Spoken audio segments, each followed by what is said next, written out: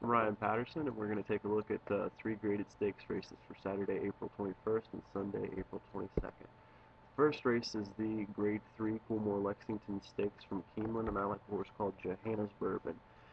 He's only got one race. He broke his maiden at Turfway Park by 9 3/4 lengths under Marcelina Pedrosa, and it feels to me extremely crazy to be picking a horse like this in a Grade 2 race off of a 6.5 furlong maiden win at Turfway. But if you just saw the way that he did it, it was one of those races that really just makes you go, wow.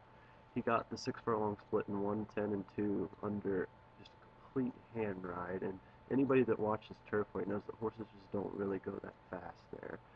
And he's worked incredibly well since. He posted a 101 breezing move on the 6th of April. I think he got the last three furlongs and 2 furlongs and 23 flat for that work. And he came back and blew out 5 furlongs and 58 and 2/5 handily on April 13th. So it looks like he's ready to go at 8 to 1. Kellen Gorder, the trainer, has assigned Garrett Gomez for the ride, and even if he doesn't fire today, I feel like this is a horse that we're definitely going to hear from down the road because he just looks really, really good.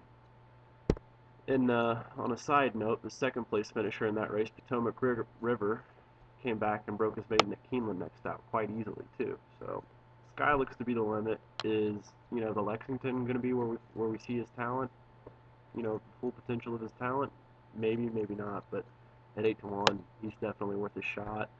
And my second choice in here is Gold Magilla, who's exiting the Rushaway Stakes where he was third by a length and a quarter after a poor beginning. The winner there, Flashy Dresser, returned to win a stakes race at Charleston. It's a new race. I believe it was called the Hilton Memorial, but that horse is just an absolute freak.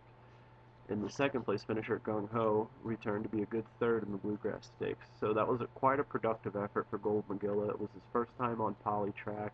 He figures to move forward here, and Grand Motion and Johnny V at 10 to 1. What's not to like? And a third horse worth mentioning is Summer Front for Christophe Clement and Ramon Dominguez. He's working very well at Payson Park. Hasn't been out since December 18th, but he's 3 for 3. Clement fires off the shelf, and he's won 3 races. 2 of them overnight stakes races that he took despite relatively bad trips.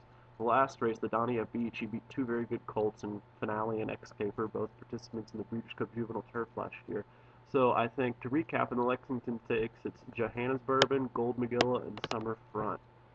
Moving on, we're going to take a look just very briefly at the Jerome Stakes. I like 12 to 1 shot here, go long to shot in the race, Adirondack King, and that doesn't really make sense to me because my figures say he might be the best horse in the race. He's the only horse in here that's won 3 races. It's that's most wins among anyone in the field. He's the only stakes winner, and he figures to get a very hot pace to chase. Now, he didn't really show up last out in the Rebel Stakes. He was 5 wide and then 6 wide, and he just flattened out, finished 7th, beaten 5 1/4. But before that, he had a pretty productive effort in the Southwest, ran 3rd, 6 lengths behind Secret Circle. Leading into this race, he had a 59 and 4 breezing move at Keeneland. I watched that, worked very well with the stablemate, Ill Conceived, who was exiting the Spiral Stakes from Turfway Park, and he's had a maintenance work at Parks in 47 and 2. I know John Service really likes this colt, so at 12 to 1, he's getting a new jockey in there, Kendrick Carmouche, to shake things up a little bit. Definitely worth the shot at 12 to 1. And my best pick of the week is coming in the Ben Ally Stakes, a Grade 3 race from Keeneland on Sunday, and the horse is Rogue Romance. I've been very high on him for I don't know how long, since just about after the Breeders' Cup. I made friends with the connections, and Ken McPeak's a friend of mine. I told him, Kenny, this horse is going to win a couple of Grade 1 races this year, and sure enough, he came off the shelf and fired, I think it was a 100 buyer, and a 3-length win and an optional claimer at Gulfstream. And I think he's really going to show everybody that he is going to contend to be the best horse in America this year. And this will be the spot where he shows us. At 7 to 2, I would unload on this horse. The main competition for him is a very good horse named Wise Dan, but as good as Wise Dan is, I think Rogue Romance is even better. But, there's only one way to find out. Julian Leparoux is white hot right now, and we'll see if he can get Rogue Romance in the winner's circle. I'm Ryan Patterson, GradedStakes.com, and thanks for watching. Check back next week. I'm going to update every week from now on with a couple of free picks in the graded stakes races.